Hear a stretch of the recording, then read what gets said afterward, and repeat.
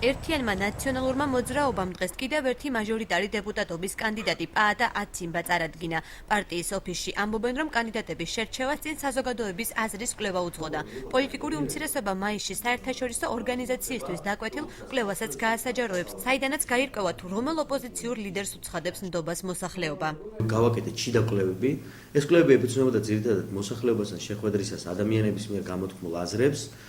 ასევე სატელეფონო ზარები და ჩვენ პარტიულ აქტივთან საკუთარი აზრების გაზიარებას და შეჯერებას.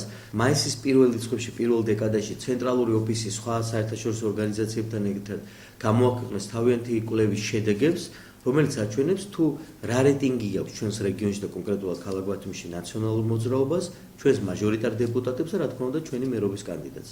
კოალიცია ქართულ ოცნებაში ამ ეტაპზე კანდიდატების შესარჩევად კონსულტაციები მიმდინარეობს, როგორც მისი წარმომადგენლები აცხადებენ, მასში შემავალი პარტიების რეიტინგების კვლევა არ ჩაუტარებიათ. პარტია ქართული ოცნება დემოკრატიული საქართველოს ბათუმის ოფისში ამბობენ, რომ საარჩევნოდ კანდიდატების არჩევა მოქალაქეების აზრის გათვალისწინებით მოხდა, თუმცა როგორც აღმოჩნდა, გამოკითხვა თავად აწარმოეს.